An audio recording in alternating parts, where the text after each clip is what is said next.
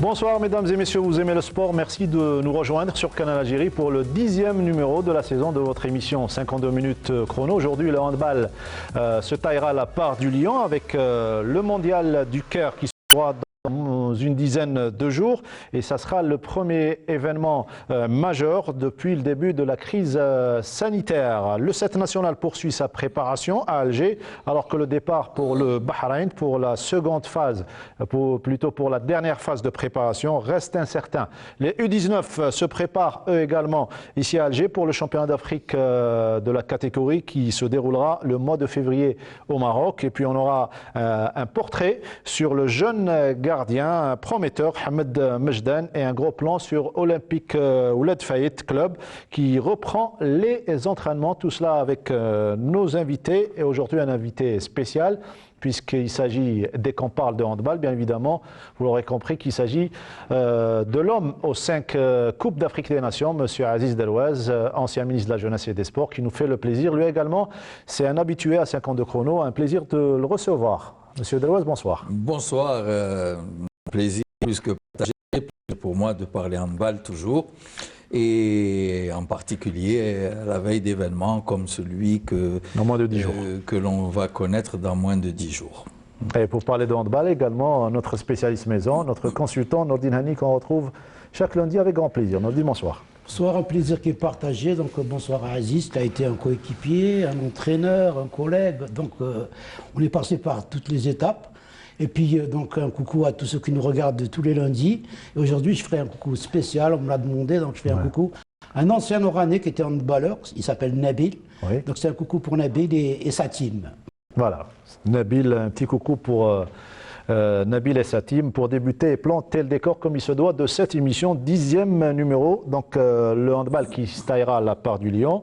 Dans 9 jours, plus exactement, le 13 débutera la compétition, Nordine Hani.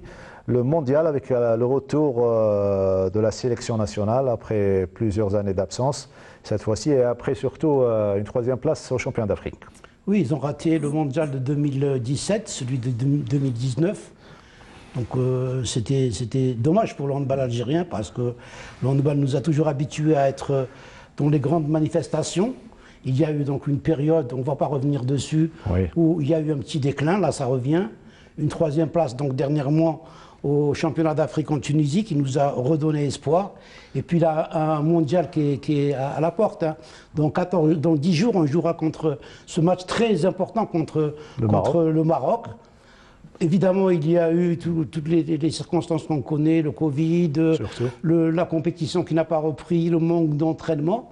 Mais on va le voir, on va en parler, Aziz aussi va en parler. Donc on a vu que lors du tournoi donc, en Pologne, il y avait de belles choses qui pouvaient nous donner un peu d'espoir. Alors justement, pour parler des préparatifs de ce tournoi en Pologne et surtout de ce mondial, comment il se présente pour les Verts, Monsieur Delouez, vous suivez de très près cette préparation puisque vous étiez ex-entraîneur national et vous devez suivre cette équipe nationale par amour à cette discipline, à l'équipe nationale. Certainement, il y a beaucoup de choses à dire. Oui, beaucoup de choses. Toujours grand supporter de l'équipe nationale, bien sûr. Et des équipes nationales, puisqu'on va parler tout à l'heure. Des U19 également. U19. Et donc, mes meilleurs voeux aussi pour cette année à vous et à tous les téléspectateurs. Et quoi de mieux que de souhaiter pour cette année, pour le handball algérien justement, de revenir brillamment sur la scène internationale et en tout cas de passer au 2e tour qui classera l'équipe parmi les 16 meilleures nations. Et il faut dire donc que ce championnat du monde, c'est le premier à 32 nations. C'est la première fois que 32 équipes vont jouer dans le championnat du monde de handball. C'est un grand défi pour la Fédération internationale, c'est un grand défi pour tous les participants et les organisateurs égyptiens qu'il faut saluer parce que relever ce défi pour cette édition, ça n'est pas simple et précisément il y a le Covid qui est venu compliquer les choses. Mais la Fédération internationale a décidé de passer outre ces difficultés Et c'est très bien pour notre discipline favorite. Alors l'équipe nationale donc s'est préparée depuis au moins 50 jours, donc avec la reprise des entraînements en prévision justement de ce mondial. Et je dois dire que j'ai été agréablement surpris par les premières rencontres de préparation que l'équipe nationale a disputées dans son stage, le premier stage qui a été organisé à l'étranger, donc en Pologne, apparemment d'après les commentaires du staff technique et des joueurs dans de très bonnes conditions. Oui. Et donc avec 4 rencontres, dont 2 avec l'équipe nationale polonaise, au début diminuée de ces joueurs qui jouent à l'étranger, puis ensuite qui s'est complétée, avec une victoire dans le premier match. C'était déjà donc une surprise puisque c'est le premier match pour une équipe qui manquait de rythme. Et face à la Pologne qui a des traditions. Face à la Pologne, quelle que soit la composante de l'équipe, c'était vraiment un résultat remarquable. Et ensuite, une défaite courte contre la même équipe de Pologne. Mais avec beaucoup d'enseignements. Oui, avec beaucoup d'enseignements. Ensuite, on est rentré dans un tournoi où il y a eu malheureusement l'absence de la 4e équipe. Donc, c'est resté un tournoi triangulaire. Ouais. Et une défaite contre la Russie, qui est une grande nation du handball. Mais avec un écart de 6 buts seulement. Une bonne deuxième mi-temps. A très bien terminé le match. Et ensuite, le deuxième match du tournoi, la 3e rencontre contre les Polonais, une rencontre que nous avons dominée en deuxième mi-temps. On était à égalité à la mi-temps, que nous avons vraiment bien dominé en deuxième mi-temps pour atteindre à peu près à 10 minutes de la fin un écart de 3 buts en notre faveur. Et puis ensuite, on a été débordé. Je pense que c'est sur quelques erreurs, mais ça ne veut rien dire sur le niveau de l'équipe qui, il me semble, était vraiment meilleure que l'équipe de Pologne. Moi, je retiens donc de ce tournoi qu'on a été meilleur que les Polonais, globalement, sur l'ensemble de ce qui a été présenté par les 2 équipes sur les 3 rencontres qu'on a disputées. Et j'ai été agréablement surpris par une très bonne reprise de la qualité de la défense. Très bien. Notamment avec un Riyad Shahbour rayonnant, qui a maîtrisé complètement son sujet. Toujours jeune, toujours frais. Voilà, et ses adversaires. Et peut-être que si Daoud Hichem avait été à son véritable niveau de défense, le score du match du tournoi aurait été autre.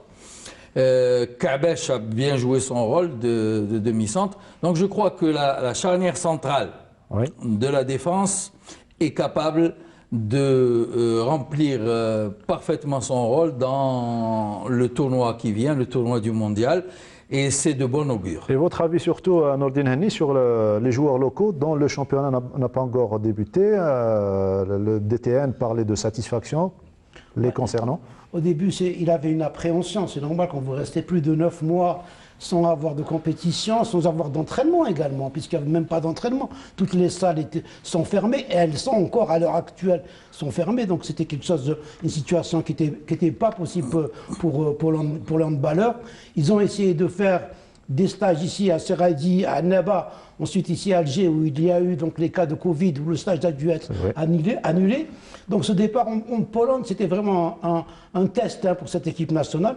Donc comme l'a dit Aziz Deloise, il a eu la chance de pouvoir suivre la seconde mi-temps, je pense, du match contre la Pologne.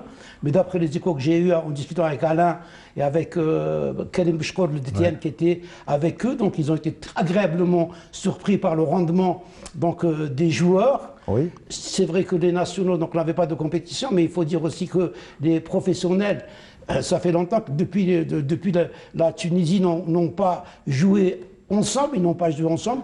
Donc tout cela a fait qu'on ne peut qu'être satisfait, comme l'a dit Aziz, donc de ce rendement de cette équipe nationale qui malheureusement, on va l'annoncer tout de suite, n'ira pas au Bahreïn, où elle devait disputer 2 matchs. C'est confirmé. C'est une décision qui a été prise par le staff technique, parce qu'on ne pouvait pas leur avoir un avion spécial Alger-Manama. C'est tout un périple. C'est trop cher pour la fédération, elle n'a pas les moyens de se le payer, 1 milliard et quelques. Je pense que l'État aurait dû faire un effort pour le handball. C'est quand même une compétition mondiale. Deuxième sport populaire. Pour leur avoir ce déplacement direct. Le premier sport le plus titré. Et là, avant le foot. On leur a donné le choix d'aller à Paris, Dubaï, Dubaï-Manama. Ça fait 2 journées de voyage. C'est trop pour le staff technique. Alain Porte a raison d'annuler ces 2 matchs parce qu'il veut être en forme contre le Maroc. Ça va être le match le plus important pour nous. Et donc, finalement, réunion Habib Laban, le président, avec le staff technique a décidé de ne pas aller à... Vous venez de parler d'Alain Porte. Justement, je voudrais avoir l'avis, puisque certainement il a des échos, M. Derouez, sur la relation entraîneur-entraîné depuis l'arrivée du duo. La relation est excellente. Ouais. Et il faut également parler du rôle de Tahar Laban, qui est l'adjoint d'Alain Porte, qui lui a évolué avec quelques-uns de ses joueurs. Je pense qu'il y a une parfaite osmose entre le staff et les joueurs, avec également donc des joueurs, des jeunes loups qui sont arrivés, qui ont enrichi cette équipe nationale et qui ont donc une relation naturellement bonne avec un nouveau staff pour eux. Je pense que c'est excellent.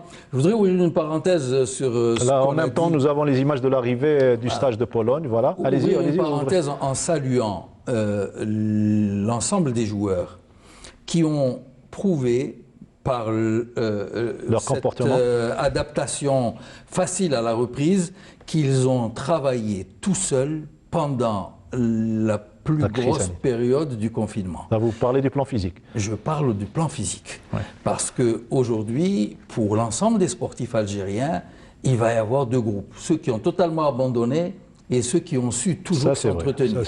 Et donc, je salue le professionnalisme des handballeurs algériens qui ont prouvé, quand ils ont repris, qu'ils s'étaient entretenus sans arrêt.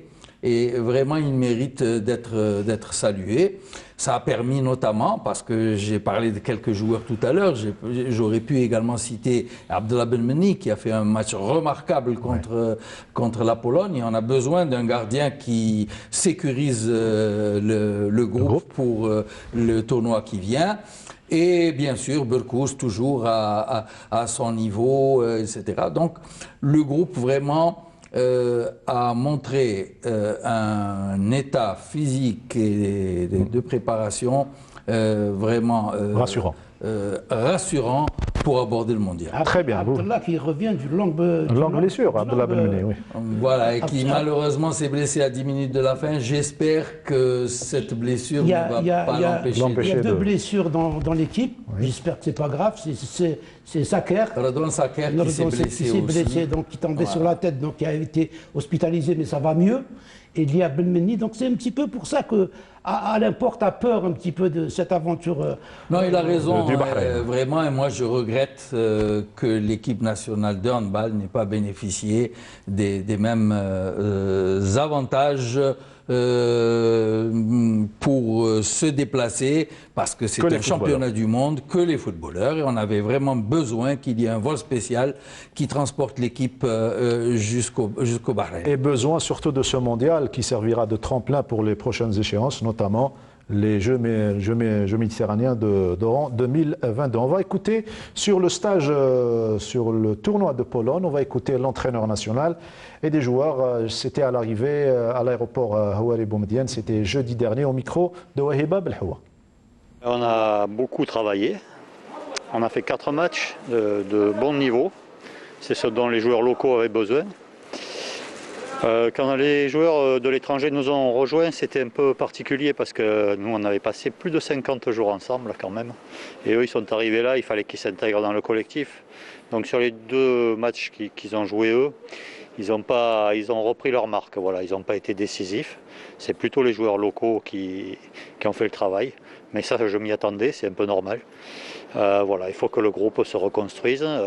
On va utiliser les derniers jours qui nous restent pour ça, récupérer quand même, parce que le stage était fatigant et le voyage aussi. Vous savez, en ce moment, se déplacer, c'est difficile avec le Covid et tout est plus compliqué et plus fatigant. Donc voilà, il faut qu'on récupère vite et qu'on se remette au travail parce qu'on n'est pas encore tout à fait prêt, mais on a bien avancé. C'était un bon stage. L'équipe a pu participer à plusieurs matchs. Il y a eu des très bons matchs amicaux face à la Pologne et à la Russie. Je pense qu'après plusieurs mois sans disputer des matchs, c'était vraiment intéressant. C'était même surprenant peut-être parce que beaucoup de joueurs n'avaient pas de rythme, mais les matchs ont été vraiment positifs. Il y a des bonnes choses qui se mettent en place et Inch'Allah pour la suite, on espère de bons résultats. On espère surtout dans ce mondial et surtout lors du premier match face au Maroc, ça sera le 14 de ce mois. Abdelkader Rahim est juste à l'importe qui nous donnait raison concernant les joueurs locaux, M. Derouaz. Ah oui, bien sûr. Abdelkader a dit quelque chose de très important ici. Lui-même donc a été surpris du niveau présenté par les joueurs qui étaient restés ici bloqués donc sans entraînement et sans compétition. Alors justement, nous avons M. Alain Porte au téléphone pour nous en parler et nous en dire plus sur la préparation et surtout sur ce stage du Bahreïn qui a été annulé. M. Alain Porte, bonsoir. Bonsoir, et je voudrais donner un petit bonsoir spécial à Aziz Derouaz, avec qui j'ai une longue histoire et qui est un monsieur que je respecte beaucoup. Bonsoir Alain, moi également, ça me fait très plaisir. Et Nordin Hani qui est présent aussi sur le plateau. Voilà, alors Monsieur Alain Porte, vous revenez de Pologne et vous entamez une autre phase de préparation ici à Alger avant de retrouver donc le Caire pour la grande compétition. Comment se déroule déjà le stage ici à Alger ? Il se déroule avec beaucoup d'enthousiasme de la part des joueurs, de la part du staff, voilà, beaucoup de sérieux. On essaie d'intégrer collectivement les joueurs qui arrivent de l'étranger, donc c'est ce qu'a expliqué Kader Rahim, si j'ai bien compris. Et puis voilà, il y a encore du travail pour qu'on soit prêt le 14 janvier. Mais les joueurs mettent beaucoup de cœur dans tout ce qu'on propose. Ils essaient de tactiquement progresser tout en se préparant individuellement. Ils mettent beaucoup de sérieux et c'est très agréable de les entraîner. Très bien, alors vous profitez de ce stage ici à Alger, puisque vous ne partez pas au Bahreïn, vous allez le confirmer, pour peaufiner surtout la cohésion entre les joueurs locaux et les joueurs qui viennent des championnats étrangers. C'est-à-dire que concernant le Bahreïn, moi j'avais envie d'aller jouer un ou deux matchs amicaux pour être dans le rythme de la compétition, mais on ne peut pas faire ça à n'importe quel prix. C'est-à-dire qu'en ce moment, les vols commerciaux n'existent pas. Se déplacer, c'est très compliqué et les seuls vols qu'on nous proposait, c'était 36 heures de voyage à moins d'une semaine du championnat du monde. C'était pas raisonnable. Donc, il n'y avait pas de bonne solution. Moi, je joue sur la fraîcheur des joueurs. Quand je vois l'intensité qu'ils mettent dans les entraînements, je pense que ça va leur permettre d'être dans le rythme au début du mondial. Donc, on a pris cette option-là, plus pour les préserver, pour éviter les blessures ou ce genre de choses. Voilà, et ensuite, effectivement, on essaie d'avancer tactiquement, parce que moi, je suis un entraîneur qui aime bien surprendre ses adversaires, mais pour les surprendre, il faut avoir plusieurs choses tactiques dans son bagage, et il faut qu'on les ait et que les joueurs les maîtrisent. Donc ça demande pas mal de travail. Une question de Nordin Hani, notre spécialiste maison de balle, avant de retrouver Monsieur Aziz Derouaz. D'abord, bonsoir Alain, meilleurs vœux donc, pour cette année, à toi et à toute ton équipe. Moi, je voudrais parler on nous a parlé de deux blessures, donc est-ce que vous voulez confirmer, est-ce que ça va mieux? Il s'agit de Saker et de Belmeni. Oui, mais les choses évoluent. Donc Saker, il a repris l'entraînement après avoir subi une mauvaise chute sur la tête, quand même, qui a fait peur à tout le monde et qui nous a un petit peu perturbé dans le match contre la Russie, parce que c'était en début de match et les joueurs algériens aiment beaucoup Radwan Saker, ils étaient perturbés pendant un moment. Donc lui, il est remis complètement, il a repris l'entraînement. Belmeni, il a repris aujourd'hui. Après le bon match qu'il avait fait contre la Russie, c'est une bonne nouvelle. Voilà, maintenant il y a des petits bobos, quelques joueurs ont mal au dos, Messaoud Berkous, Hichem Daoud. On essaie de gérer ça au mieux avec le staff médical. Mais bon, les bobos, les blessures, c'est le lot de toutes les préparations. Voilà, Monsieur Derouaz, peut-être une question purement technique cette fois-ci. Oui, purement technique. Non, moi, je voudrais demander comment va Ayoub Abdi, parce que j'avais l'impression qu'il était resté un peu à Toulouse quand j'ai vu le match, la deuxième mi-temps du match contre la Pologne Et Ayoub Abdi, pour moi, il est important. Je l'ai vu jouer à Toulouse cette année à plusieurs reprises. Et s'il présente le meilleur niveau qu'il a présenté à Toulouse, l'équipe sera vraiment de grande qualité. Donc je voulais avoir de ses nouvelles. Est-ce que ça va mieux à l'entraînement? Alors, Ayoub, c'est un garçon fragile. On a parlé avec lui justement après ces matchs-là contre la Pologne. Et il est conscient qu'il ne donne pas le meilleur et qu'il se déçoit tout seul. Il se déçoit lui-même. Et puis il est déçu par la Coupe d'Afrique qu'il a fait l'année dernière aussi. Donc il est très revanchard et nous on va l'aider à se reconstruire. Il met beaucoup d'applications dans tout ce qu'il fait à l'entraînement depuis qu'on est arrivé ici. Moi je suis pas trop inquiet parce que le talent il l'a. Il faut simplement qu'il se débloque un petit peu au niveau de sa tête. Et puis comme il a compris nos enclenchements d'attaque, etc., je pense qu'il fera un bon mondial. Voilà. De toute façon on a besoin de lui si on veut faire quelques performances. Il le sait. Alors peut-être ça lui met beaucoup de pression, mais on va essayer de faire en sorte qu'il la gère au mieux. C'est quelqu'un qui a du talent et qui doit le montrer au monde entier. Et le mondial, c'est la meilleure occasion pour lui. Oui. Et on va tout faire pour l'aider. En tout cas, lui, il fait ce qu'il faut à l'entraînement. Il faut lui faire un transfert de l'envie que Berriah montre pour qu'il relèvera comme ça son niveau. Et comme question, je voulais également, je voulais dire que j'ai beaucoup apprécié la relation entre Kabesh et Riyad Chabour en défense. Et puis j'espère que Daoud Hicham retrouvera aussi tous ses sens en défense, parce qu'après, si à 3-4 ils font un très bon boulot, ça sera très rassurant pour la défense au centre. Oui, la défense, ça a été un point de satisfaction sur les matchs contre la Pologne. Et puis Aziz, tu le sais, il n'y a pas de grands résultats sans ordre de défense. Donc oui, on a trouvé quelques réglages. On donne un rôle vraiment spécifique à Riyad Chabour en défense. Ça lui enlève un petit peu de pression sur l'attaque parce qu'on a de bons ailiers. On a Oussama Boudjina aussi. On a Hichem Daoud qui peut jouer à ce poste. Donc il est bien centré sur ce qu'il a à faire. Il arrête souvent l'attaque en faisant des fautes intelligentes. Et Hichem Kabesh s'adapte bien en numéro 3 derrière. D'ailleurs, dans le club de Nîmes où il jouait, il n'était jamais utilisé là et c'est son point fort. Je n'ai jamais trop compris. Alors, en tout cas, moi je suis là pour utiliser les points forts de mes joueurs et effectivement, ça c'est un secteur sur lequel on a pas mal de satisfaction. Alors avant de vous laisser rejoindre vos joueurs, Monsieur Alain Porte, juste une question. Si vous aviez à comparer entre cette équipe, et en parlant de niveau, cette équipe et celle qui a joué la Coupe d'Afrique des Nations? J'ai dit en introduction de la préparation dès le mois de septembre qu'il y avait des secteurs sur lesquels on devait s'améliorer. Les performances de nos gardiens qui n'avaient pas été terribles sur la Coupe d'Afrique. Khalifa avait été très irrégulier. Et je pense que l'arrivée de Ben Meni et peut-être la révélation Zemouchi vont nous aider dans ce secteur. J'ai l'impression qu'on est plus fort. Dans le secteur central, en défense, en mettant Riyad Chabour au milieu avec Hichem Kabesh, on a peut-être réglé quelques problèmes. Il y a l'arrivée de Nordin Elal aussi, qui est un très bon défenseur. J'ai découvert un pivot que je ne connaissais pas, Sofiane Benjilani, qui peut sur une défense 0-6 nous aider. J'espère qu'on sera plus performant dans ce secteur-là. J'avais trouvé qu'on n'était pas très efficace au niveau de tir des ailes. Alors on a beaucoup travaillé, mais les gauchers sont bons. Harib et Saker sont plutôt bons. Boudjina revient à un bon niveau après des années en Turquie où il n'a pas beaucoup travaillé, de lui-même il le dit. Mais là on vient de passer quand même plus de 60 jours ensemble avec ces garçons-là. Et effectivement, si Kader Haïm a été surpris, c'est aussi parce que les garçons ont beaucoup travaillé. Merci, on vous souhaite bonne chance. Merci surtout d'avoir été disponible pour nous cet après-midi. Merci, M. Alain Porte. Bon courage, Alain. Au revoir. Voilà, c'était donc Alain Porte et on a senti qu'il est rassuré un petit peu par la préparation et surtout il avait comparé entre les deux phases, donc la Coupe d'Afrique et cette fois-ci cette phase de préparation. On est bien meilleur par rapport à la Coupe d'Afrique. Oui, je vous avais dit qu'au départ, lui, il avait une appréhension. Donc, quand vous avez une équipe où il y a des joueurs qui n'ont pas joué depuis 9 mois, quand vous avez un stage qui est annulé par des cas de Covid, et que vous allez en Pologne pour rencontrer des nations qui se préparent, qui n'ont jamais arrêté de se préparer, comme la Pologne, comme les matchs qu'ils ont joués là-bas.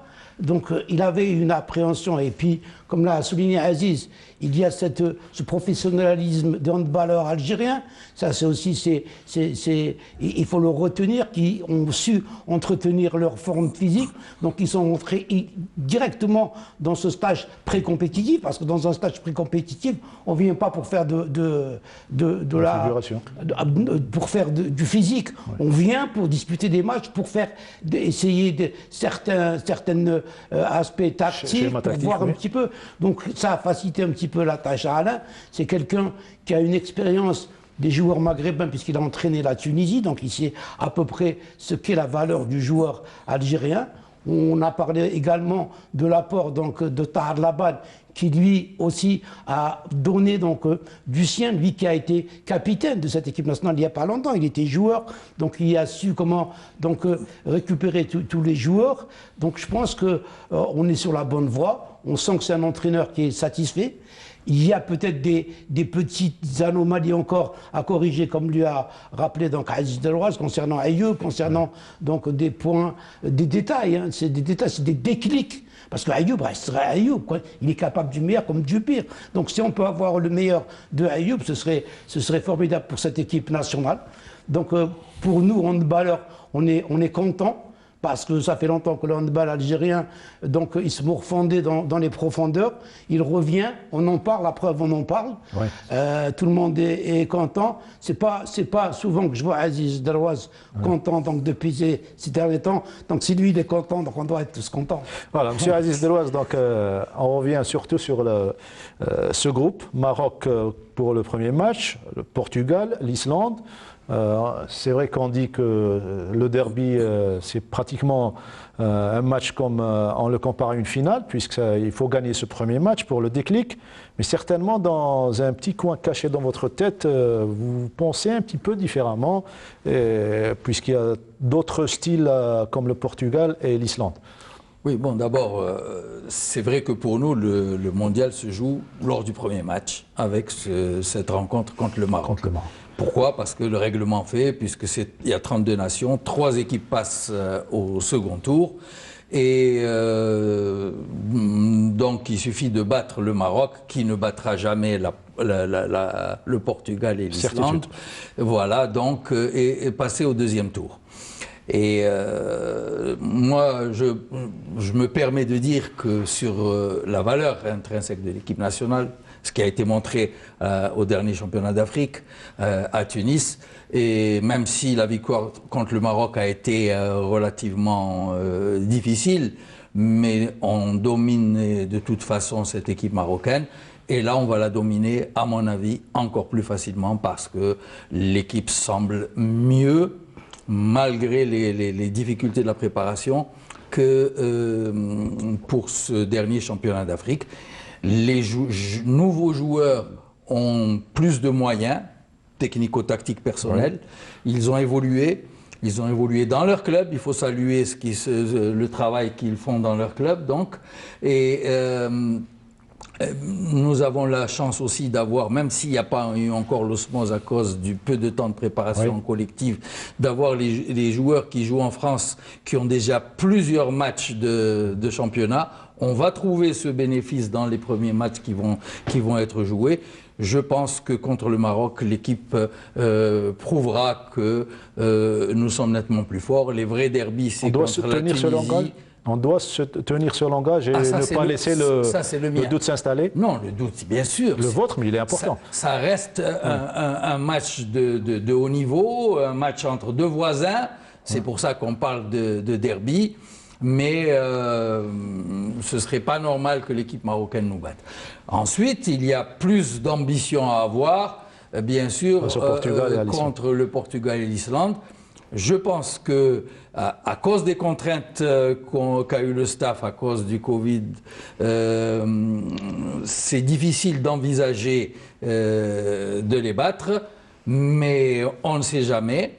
Parce qu'on est, dans tous les cas, en valeur intrinsèque, on n'est pas loin de ces équipes-là. L'équipe islandaise va se présenter dans ce mondial diminuée de son meilleur joueur. Très bien. Et donc, on ne sait pas ce que l'on peut chercher dans cette confrontation. Les Portugais, c'est vraiment la valeur montante du handball européen, donc du handball mondial. Ce sera très difficile. Et ce qui est difficile, c'est à cause du système de compétition, ces deux équipes-là vont jouer à 150% contre l'Algérie pour essayer de rentrer dans le deuxième tour avec 4 points.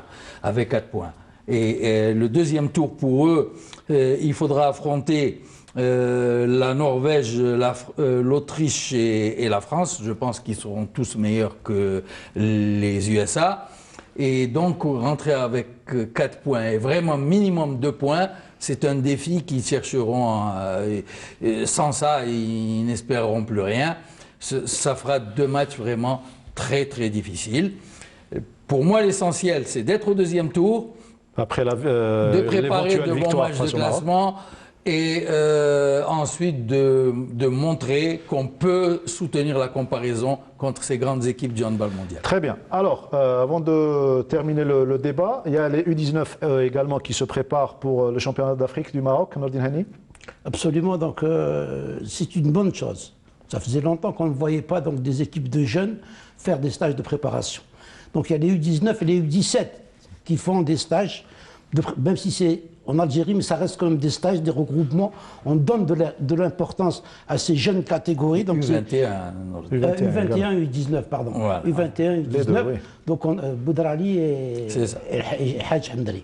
Et donc c'est une bonne chose. Donc, qu'on sache qu'il y ait des jeunes qui sont là, qui ont donné des moyens de s'entraîner pour pouvoir un jour intégrer cette équipe senior dont ils rêvent tous. Oui. Donc le championnat d'Afrique. En matière de gabarit, on est bien servi, selon Rachid Mikides. On a toujours eu de la bonne pâte au niveau du handball, on a toujours eu de la bonne pâte. Bon, là encore, c'est dommage que les salles soient fermées, qu'il n'y ait pas d'entraînement dans les clubs, que les clubs n'ont pas les moyens. Donc on est là en train d'acheter des joueurs qui ont déjà un passé, alors qu'on ne s'occupe pas beaucoup des jeunes, donc c'est un autre débat. Il faudra qu'on en parle un jour, que les clubs pensent beaucoup plus à faire dans la formation. Et donc le championnat d'Afrique devait se dérouler au mois de décembre. À cause de du Covid, il a été donc décalé. Ce sera au mois de février donc au Maroc. Retour sur la préparation des U19 avec ce reportage signé Rachid Mikides. Le commentaire est celui de Sid Ahmed Bouraïb. Prévus initialement en décembre, les championnats d'Afrique se dérouleront finalement au mois de mars. Et les protégés du coach Hadj Hamdi sont à pied d'œuvre pour y faire bonne figure. Et malgré l'enthousiasme qui règne au sein du groupe lors de ce 6e stage de préparation, certains manques restent à signaler. Le seul problème qui se pose maintenant, c'est par rapport à la continuité du travail. Parce que s'ils sont en stage, on est en train de travailler et tout. Leur région et tout, il n'y a pas de travail, il n'y a rien parce que les salles sont fermées et je comprends ça. Donc les joueurs essaient de travailler, mais on a toujours le problème par rapport à la musculation parce que les salles sont fermées. Donc par rapport à la continuité du travail et la charge, on essaie de jouer avec. Avec seulement 4 matchs de préparation dans les jambes, l'équipe nationale compte sur le prochain championnat arabe des nations, prévu toujours au Maroc en février, pour peaufiner sa préparation en prévision du rendez-vous africain qualificatif au mondial grec prévu en août prochain. On a joué 4 matchs contre les U21 et on voit qu'il y a toujours ce manque de compétition. On le voit sur le terrain parce que le joueur, il faut qu'il ait son espace. Et là, il y a un problème fait de le sens. Mais sinon, on essaie de travailler surtout, le staff et moi, on essaie de travailler surtout, de reprendre le mécanisme et les aptitudes à les athlètes. درنا تحضيرات مليحه خدمنا مع لي زونطرينور درنا 4 ستاج تري بيان ما شاء الله ميم الجروب راهو تري بيان وان شاء الله نشرفوا الاعلام الوطنيه.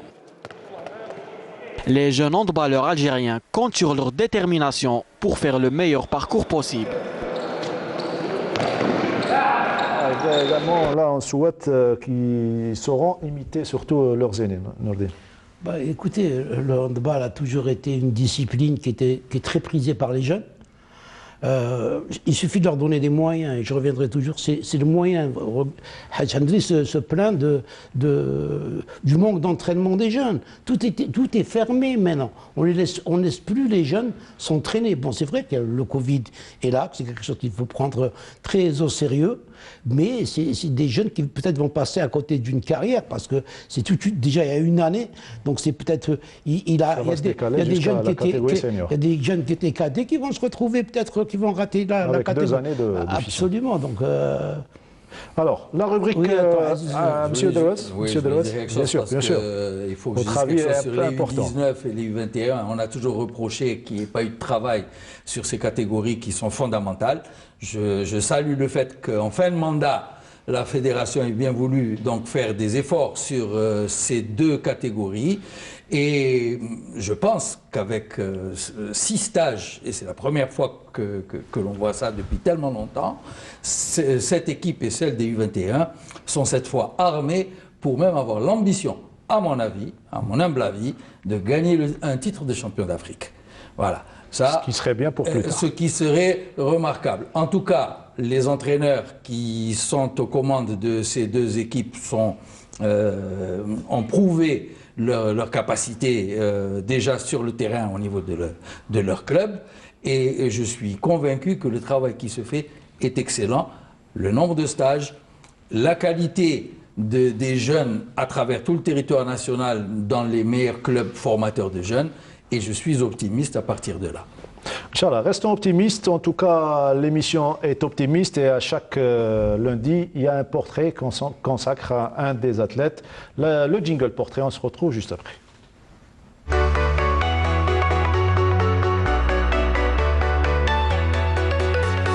Et le portrait est consacré cette fois-ci à un jeune que Nordine Hani connaît parfaitement bien. Il s'agit de Ahmed Mejdan. Bah oui, c'est quelqu'un qui a démarré chez nous, donc à l'école du NED. Il a démarré très très jeune. Donc gardien de but. Absolument. Son oncle qui est avec nous, qui travaille avec nous à la télévision, m'avait demandé de le prendre. Et puis tout de suite, lui, il s'est vu en tant que gardien. Il avait le morphotype pour être gardien de but, et il a percé. Et ensuite, il a voulu partir au club d'El Bihar, qui avait beaucoup plus de moyens, qui donnait beaucoup plus... Nous, on redébute, hein, parce que si on peut utiliser ce verbe, le NED, c'était une grande école qui avait disparu, donc on a repris. Je pense qu'Aziz Derouaz, qui est venu plusieurs fois nous rendre visite, a eu l'occasion de voir ce jeune. C'est un jeune, il fallait qu'il aille ailleurs pour pouvoir émerger. Ces choses, on a accepté qu'il aille à El Bihar, ça a réussi. En plus, Hadj Hamdi, que vous avez vu, est lui aussi entraîneur à El Bihar. Donc il a pris soin de ce jeune, et je suis très content qu'ayant démarré au NED, ils finissent en équipe nationale. Et sur votre conseil, Nordine Hani, notre collègue Rachid Mikidesh est allé lui dresser un joli portrait, comme il a l'habitude de le faire chaque lundi. Portrait.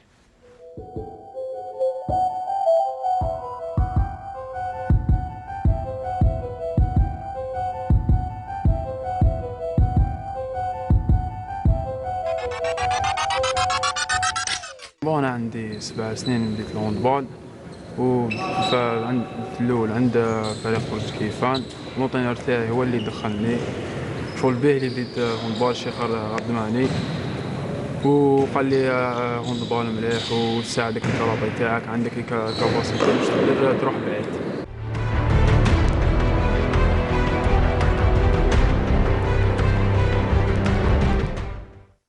لاميوران اللي درتها مع الكيب تاع البيار 2018-2019.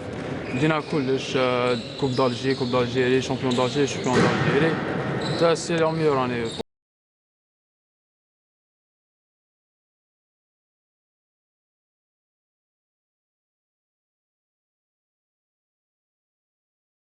الاول بديت ندير غارديان بوت، باسكو في الهاندبال الغارديان عنده امبورطونس كبيره، 70% من ليكيب. وشغل انا تساعدني لاطا تاعي باش ندير كاع.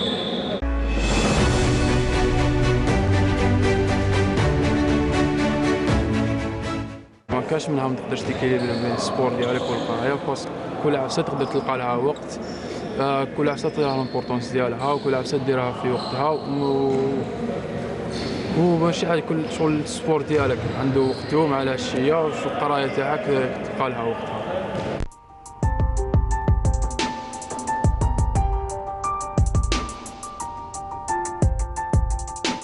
l'équipe nationale انا بديت شغل في التربصات هذوما بديت لي في سيليكسيون بروميير سيليكسيون تاعي في 2017 عيطوا لي سيليكسيون شافوني لعبنا التورنوا هذيك التورنوا دينا هذيك حنا سيليكسيون وبروميير فوا عيطوا لي في 2018 رحت مع لي كنت ايدي 7 عيطوا لي ايدي 19 رحنا دخلت التربص معاهم ومن بعد رحنا لعبنا كوب دافريك بون هاد الشامبيون دافريك ماذا بينا حنا ندوها نديرو بون ريزولتا فيها وبها ان شاء الله نكاليفا الكوب دي موند نزيد نبانو لتماك نديرو لي 17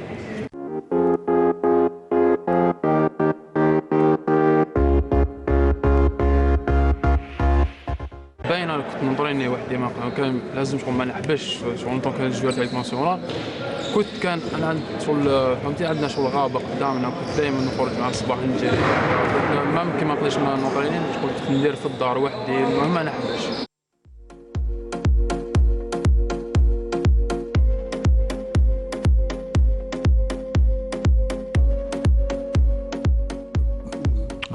On souhaite une grande carrière pour ce gardien de but. Retenez son nom, Ahmed Mejdan. Il est grand de taille, hein, M. Delouez. Hein. Oui, et puis il a vraiment le reste des qualités du morphotype qui convient au handballeur. Alors, puisque c'est la première émission de l'année 2021, on va parler de perspectives, de tout un changement, suite plutôt causée par la crise sanitaire. Vous étiez ministre de la Jeunesse et des Sports. Si vous étiez cette fois-ci à la place du ministre de la Jeunesse et des Sports, certainement, c'est une situation difficile à gérer, gérer le sport et gérer la crise sanitaire. Oui, absolument. Je ne peux pas être à la place d'un membre du gouvernement actuel parce qu'il y a beaucoup d'autres paramètres que je ne maîtrise pas. Moi, j'aurais souhaité personnellement que l'élite nationale, au moins, ait la porte ouverte pour se préparer beaucoup plus tôt. Et maintenant, je le répète, je ne maîtrise pas les paramètres les aléas, qui ont fait que ça n'a pas été possible. Parce que pour les sportifs, j'ai salué tout à l'heure le fait que les athlètes aient su se préparer tout seuls. Il y avait plein de réseaux à travers la vidéo, etc., qui encourageaient les joueurs même de sport collectif, les athlètes de sport, à se maintenir en forme physique. Mais je pense que des entraînements collectifs étaient aussi nécessaires et le regroupement de l'élite nationale, j'aurais souhaité qu'il se fasse plus tôt. Maintenant, la question qui reste posée, parce qu'on parle d'avenir, nous sommes en pleine saison 2021-2022. Et qui s'annonce très chargée en matière d'événements. Et donc que les sportifs algériens n'ont pas commencé, à part ceux qui sont concernés par des objectifs internationaux. Alors, comment les fédérations vont pouvoir s'organiser et les clubs à travers le territoire national pour commencer à prendre en charge... Sport collectif et individuel. Sport collectif et individuel, et c'est très différent. Et pour commencer à prendre en charge donc leurs sportifs avec des objectifs à moyen terme, parce que le court terme, il est déjà... c'est déjà plié, malheureusement. Donc à moyen terme. Alors il va falloir avoir de l'ingéniosité et des programmes qui permettent que la saison 2021-2022 ne soit pas une saison morte. Ça, c'est une problématique.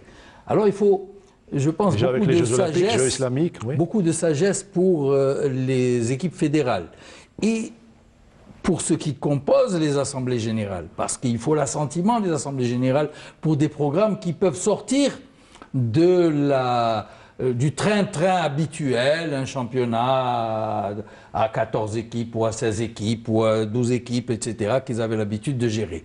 Donc il faut peut-être une stratégie différente avec comme objectif de faire jouer quand même la saison 2021-2022 le mieux possible pour que les athlètes aient aussi des objectifs personnels, parce que c'est ça, il faut un moral, il faut un mental pour que les jeunes se mettent au travail.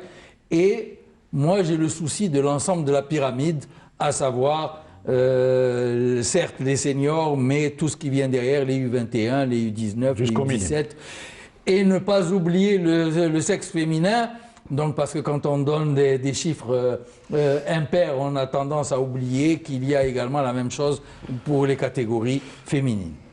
Très bien. Voilà, il y a également les Jeux Olympiques. Rapidement, plus de tout ce qu'a dit Aziz, il ne faut pas oublier, c'est le secret de Polichinelle, que les athlètes algériens, tous les athlètes dans toutes les compétitions, c'est leur gagne-pain, le sport. C'est devenu le gagne-pain. Ah, c'est vrai. Donc, ils sont sans travail. On devrait penser à ça. Oui, aussi. et les athlètes se sont exprimés. Ils s'expriment sur les réseaux sociaux. Ils disent qu'est-ce qu'on fait nous? Nous sommes des fois chefs de famille ou bien seuls à subvenir aux besoins de la famille. Alors que faire? Et il faut une réponse à cela. Très difficile. Oui. Mais je voudrais quand même saluer le fait qu'il y a déjà des sportifs algériens qui ont brillé également à l'étranger. Les nageurs au championnat de France, les lutteurs au championnat du monde, et ça c'est la première fois de l'histoire de la lutte algérienne. Oui. Et l'aviron, nous avons un sportif que vous avez reçu je crois récemment ici, qui a également eu des performances qualifiées aux Jeux, record d'Afrique et champion d'Afrique. Exactement, des performances africaines et puis qui l'ont qualifié encore aux Jeux Olympiques. Donc la patte est là pour l'élite nationale et il faut que cette saison 2021-2022 soit quelque chose de concret pour le mouvement sportif national. Surtout après, avec l'arrivée des Jeux Olympiques et des Jeux islamiques. La rubrique Gros Plan.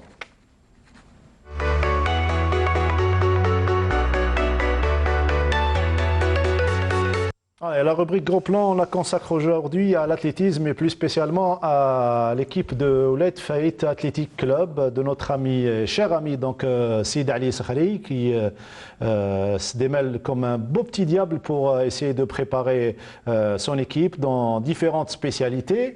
Et suite à la décision du ministère de la Jeunesse et des Sports de remettre sur rail les disciplines notamment qui se jouent en plein air, eh bien ça a fait le bonheur de ce club qui a tout de suite entamé sa préparation à la forêt de Bouchaoui. Reportage Sarah Derbel.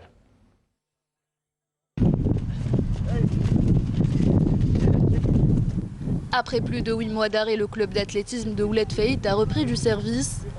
Une décision très bien accueillie par la famille de l'athlétisme. Ils nous ont autorisé de s'entraîner. C'était en force. En petit groupe, donc on a commencé les entraînements.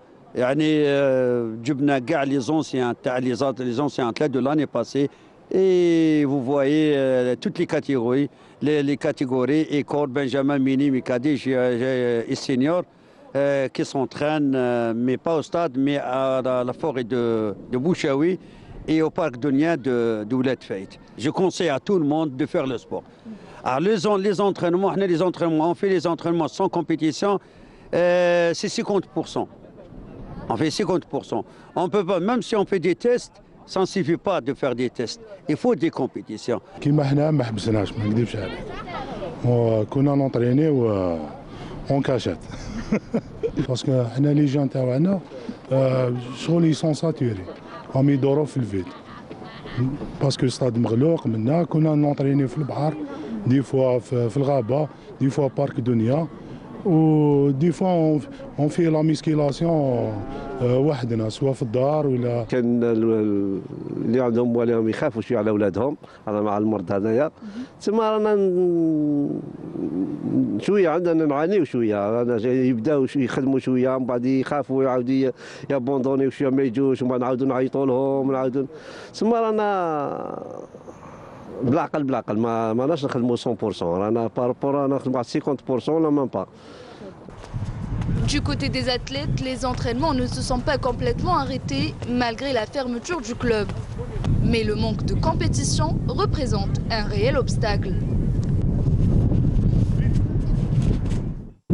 كنا كي بدا الكونفينمون سي كنا نونطرينيو ومن بعد تيك ما حبسوا لي كومبيتيسيون ما عندنا حتى اوبجيكتيف حبسنا كامل ومن بعد عاودنا ولينا مي شويه ما عندناش لي مويان حنا سيرتو اللي عندهم لي تكنيك ما عندناش ما نقدروش نونطرينيو هكا لازمنا ستاد لي مويان ما كاش كامل شويه واعره وديجا يبداو هكا بدينا ضربه واحده يبداو شويه لي بليسور شويه واعره.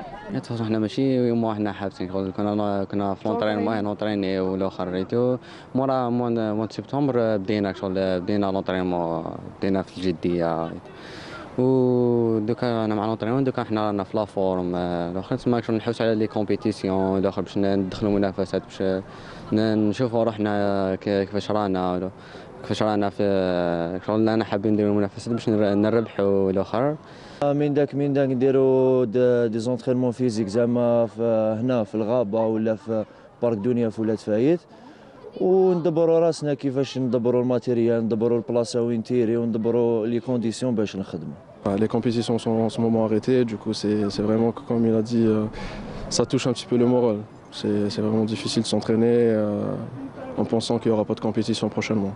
نخدموا بدينا في اكتوبر حنا دوكا هنا 1 شهرين 3 شهور نطالبوا حنا يديروا لنا بكري كومبيتيسيون رانا واجدين. Quant aux plus jeunes, cette reprise est une bouffée d'oxygène. Oui, trop. Yo, 9 mois, on était genre grave. كنا حابين نولوا والحمد لله كي ولينا ان شاء الله تاع كورونا ونعاودوا نولوا بيان فورس. هذه الخطه الاولانيه جينا لهنا في هذا العام. لا ما باش الكومبيتيسيون وقتاش. زعما حاجه مليحه انا نعطيني واقيلا 3 ايام ولا 4 ايام في السمانه. اني نونطريني ومليح شيوخا ملاح ونشكرهم.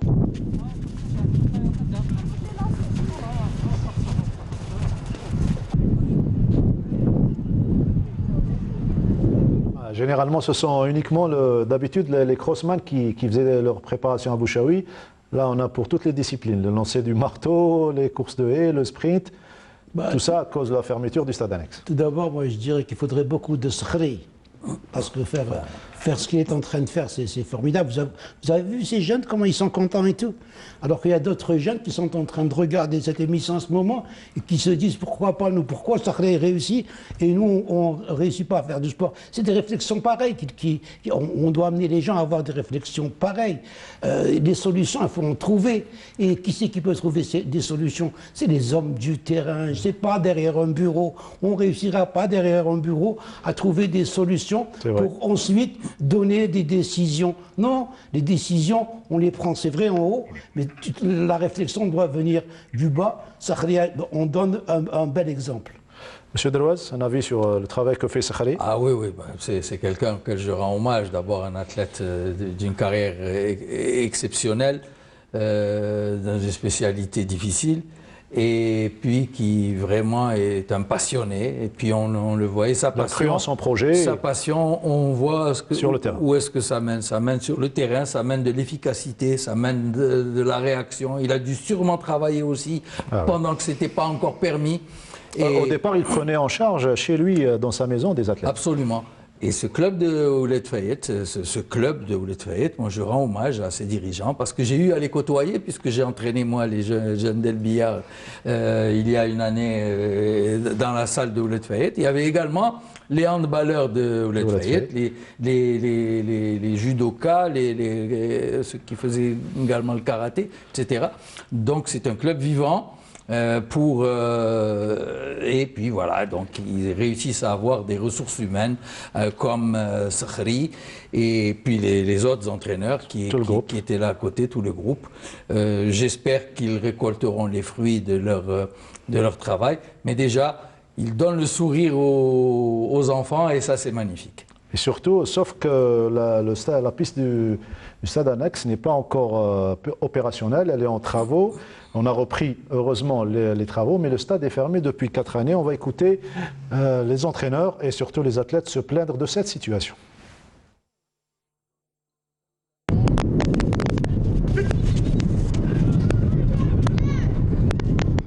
Qui connaît un stade, qui connaît une salle de musculation, qui connaît les moyens gaétiques, l'athlète il va progresser ou il se sent fort. Ça veut dire que le stade impacte négativement sur les performances? Ah oui, le stade c'est indispensable, لازم يكون stade. Parce que حنايا دوكا لا غالب لازم نتعاملوا بلي كونديسيون اللي عندنا. Donc ma cache stade. On va aller à la forêt, ma cache la forêt. On va aller à la plage. Il faut maintenir l'entraînement. Des stades, bien, on demande l'ouverture du stade 5 juillet, l'annexe. Comme moi, l'athlète sprint, on a besoin de la piste. Car ça fait 2 ans qu'on n'a pas entraîné dans la piste 5 juillet. Peut-être ça va nous peut-être un risque de blessures et tout. On a repris un petit peu difficilement, sachant que le stade est fermé depuis 4 ans. Du coup, on se débrouille un peu à la va-vite pour voir où s'entraîner, où avoir le matériel. Donc c'est vraiment difficile et délicat, pour le moral surtout. سيرتو اللي عندهم لي تكنيك ما عندناش ما نقدروش نطينيو هكا لازمنا ستاد لي مويا ما كاش كامل. مع الكوفيد حصلنا شويه لي كونديسيون الشتاء ستاد مغلوق كيما دوكا زاد برد الحال الشتاء ما نقدروش نطرينيو الكودرون بصح اون سابيتيو ان شاء الله نديرو واش عندنا. Ils sont nullement découragés. Nordin Hani continue à se préparer malgré le manque de moyens pour une discipline purement technique qui englobe une quarantaine de spécialités, 48 je crois au total. Ce stade annexe est devenu un feuilleton brésilien. 4 ans, c'est impossible d'en parler. Mettre 4 ans pour retaper, pas pour retaper. En 4 ans, on peut faire un village olympique. Le complexe olympique du 5 juillet a été réalisé en entier en moins de 4 ans. En 72. Ah oui, bien sûr. C'est pas normal et normalement ça devrait décourager, ça doit décourager les athlètes de voir que le terrain sur lequel ils doivent s'entraîner pour pouvoir s'exprimer un jour n'est pas prêt. C'est 4 ans de perdu dans la carrière d'un athlète. C'est ça que les gens n'arrivent pas à comprendre. C'est le temps qu'on perd. Regarde, piste d'athlétisme qui n'a pas été bâti depuis 4 ans, comme on voit le stade les stades de football quand on passe à côté, qui sont là et puis on ne sait jamais quand est-ce qu'ils vont être terminés. Là, c'est juste une piste d'athlétisme, il faut arrêter les frais, c'est une piste d'athlétisme. 4 ans, ça a duré 4 ans. Celui qui était... dans l'année du championnat d'Afrique. Celui qui était cadet, il est senior. Et dans l'année des championnats d'Afrique surtout. Et les championnats d'Afrique sont prévus à Oran du 1er. Et là également, on attend la pose de la nouvelle piste dans le nouveau stade flambant neuf d'Oran. Donc ça sera du 1er au 5 juin. La dernière minute, on va la consacrer aux vœux de M. Aziz Delouez pour la nouvelle année. Les vœux sportifs et vœux personnels pour les également. sportifs, c'est qu'ils reviennent tous à l'entraînement, toutes catégories et sexes confondus. Et mes vœux, d'abord les plus directs, pour l'équipe nationale de handball, pour faire un bon mondial. La santé et puis également. La santé pour tout le monde, pour tout le peuple algérien. La planète entière. La planète entière également. La planète entière, oui, bien sûr, mais nous avons nos propres problèmes. Vraiment, j'espère que l'année 2021 va nous permettre de laisser loin derrière nous ce virus. Nordin ? Je pense qu'il a tout dit, donc c'est les mêmes vœux. Donc on a la même passion, donc on va être concentré sur ces championnats du monde, parce que c'est être rater 2 championnats du monde et revenir maintenant. On a vraiment envie de revenir et surtout d'y rester. Donc, et surtout bien sûr la santé. Donc on regrette tous les morts qui nous ont quittés en 2020. C'est ça, Rabbi Yarhamhom. Et j'espère que cette maudite pandémie va disparaître un jour et qu'on pourra revivre comme on vivait avant et que tout le monde puisse reprendre le sport. Moi, j'ai mes petits jeunes qui m'appellent tout le temps pour me dire on reprend quand l'entraînement et j'ai aucune réponse à leur donner. Et c'est ça qui est malheureux. Inch'Allah, tout va disparaître et ce virus ne sera, Inch'Allah, qu'une histoire ancienne. On termine l'émission par saluer nos fidèles téléspectateurs qui nous suivent assidûment chaque lundi. Et un spécial coucou pour le couple Benazar et Bentahar de Lyon, Mohamed et Farida, et leurs charmants enfants, Fares et Dalil. On leur dit bonne année et c'est notre ami Ismaël Melody qui leur souhaite une heureuse année 2021. Voilà, merci de nous avoir suivis. Bonne année encore une fois. Merci à toute l'équipe du studio numéro 2. Merci à Kerim Bougara. Merci à Youssef Issaad et tout le staff journalistique, Sarah Darbal, Linda Taboul et Sid Ahmed Bourayeb, Hakim Kshroud et Saïd Fellek, que vous aurez le plaisir de retrouver demain pour un match de la JS Kabylie en Coupe d'Afrique. Ça sera à partir de 15h. Allez, à lundi prochain.